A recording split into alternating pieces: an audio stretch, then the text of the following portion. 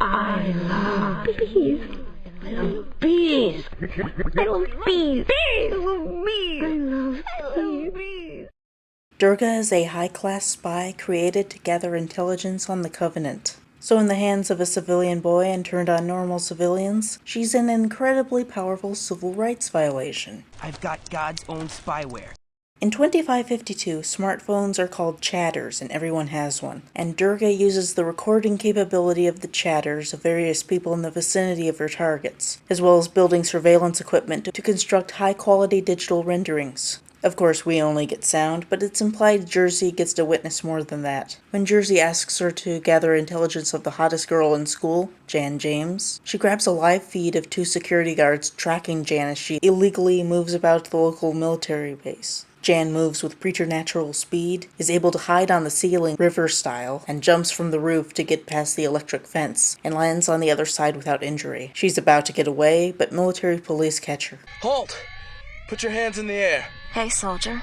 Is that an assault rifle in your hands, or are you just happy to see me? Jan is supposed to be sexy, and she sometimes behaves in a sexually teasing manner. This isn't tailored for the male-directed listening, though male characters in a narrative like Jersey get turned on sometimes. Security cam 34. It's a woman. I'll say. She's a bogey, Frank. Hot, though. Jesus. The listener generally only gets enough to understand what's going on, without the audio content becoming erotic for the listener. The majority of Jan's story is from her perspective, and there's enough revealed about her when she's not teasing guys that we can accept her as simply an interesting protagonist who sometimes uses her good looks to tease boys, making her a character like Buffy rather than the girl from the Transformers movies. Jan is brought to the civilian police station P-23, where she is interrogated by a police officer fans have dubbed Stupid Cop, based on a line of his dialogue. Are you too smart to get caught by a stupid cop?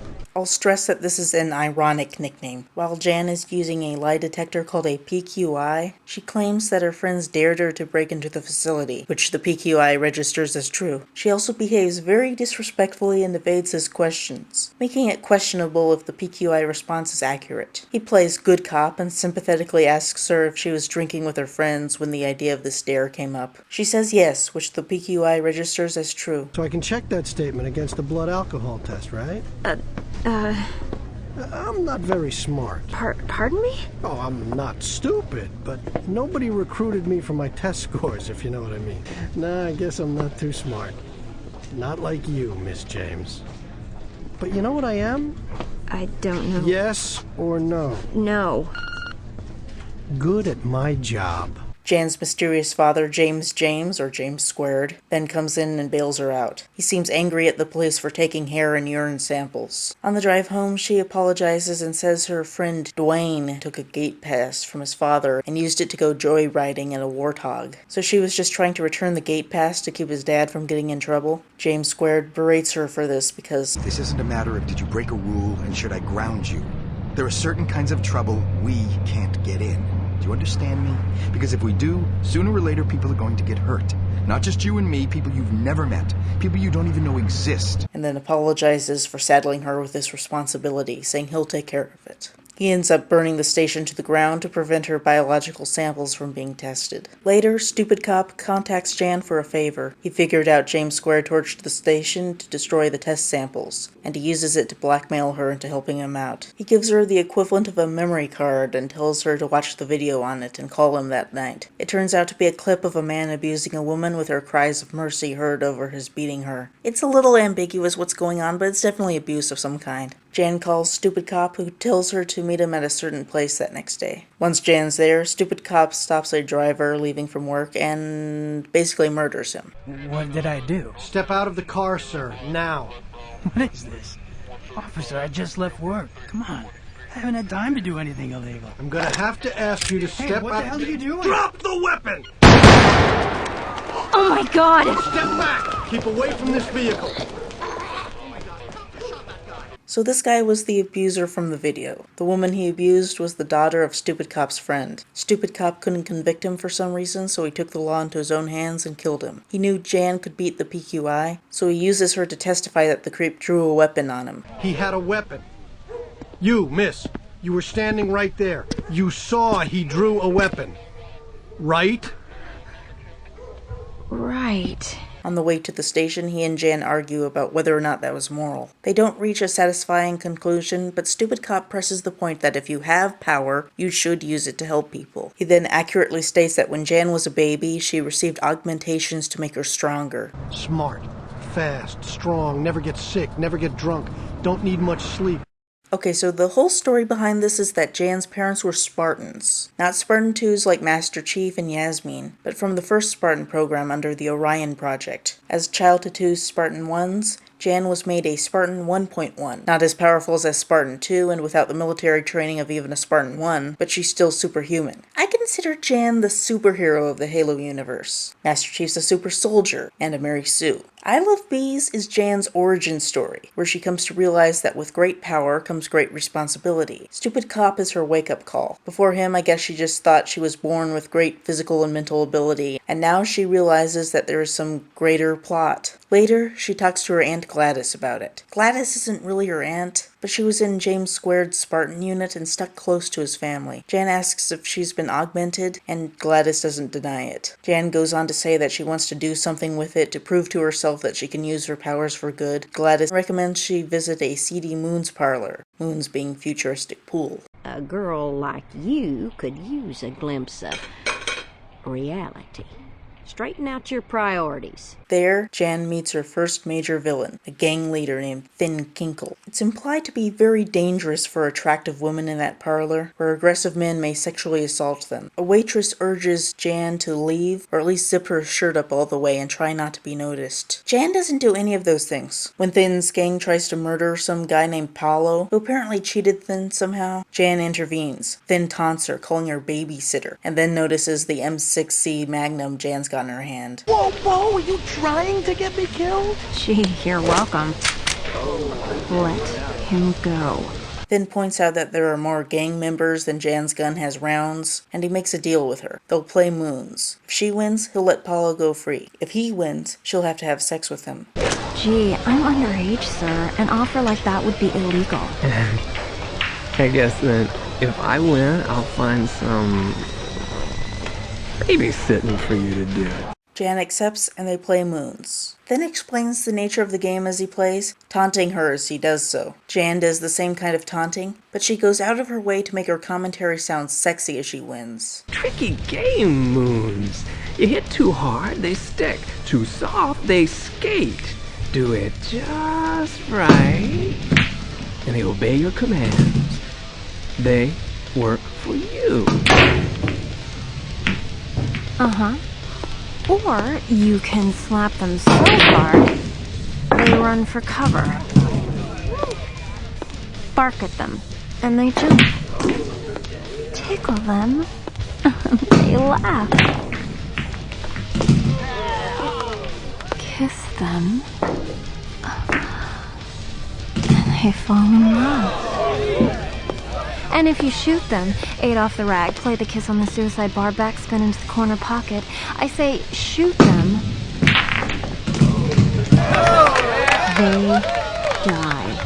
Jan's sexy voice and implied seductive motions are not presented here simply as fan service for the male listener. It makes perfect sense for the character, and her use of it isn't anti-feminist. Thin and people like him threaten women's sexual freedom. The threat of evil men raping them keeps women from being able to express themselves sexually. So this is the flag Jan waves when she opposes him. Thin wants to rape Jan. Her losing a bet when trying to save someone's life in no way counts as meaningful consent. But Jan has the ability to own him at moons, so she taunts him by making him want her more. She can do this, and has a right to be able to express her sexuality without fear of sexual violence. Of course, the problem's greater than a Moon's game. Thin still runs the parlor, and Jan would have to get rid of his gang entirely, in addition to the underlying corrupt power structure that allowed it to form, in order to fight the real problem. Anyway, Thin honors the bet and lets both Jan and Paulo go. As she starts to leave, he offers her a job. She turns him down. Is you a funeral?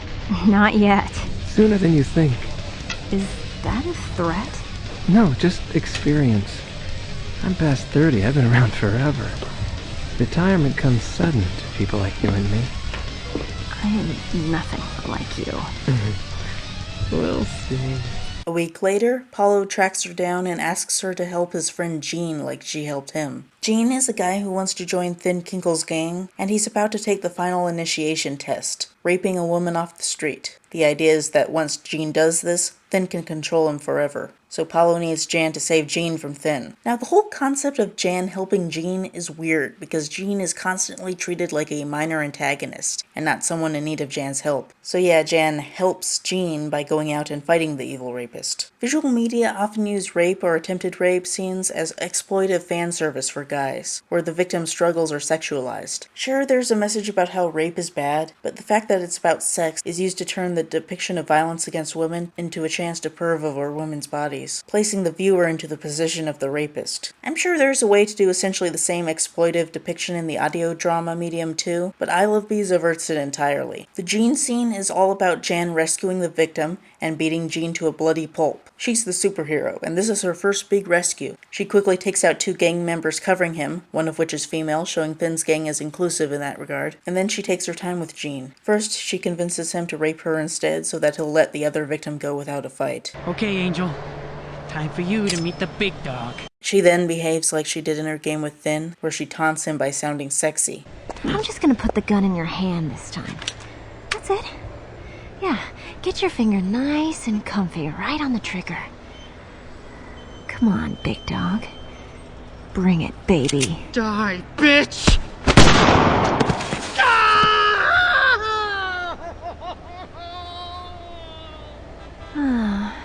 The trouble with where you're headed, Jean? Mind if I call you Jean? You shot my toe off! This little piggy went wee, wee, wee all the way. Am I hurting your feelings?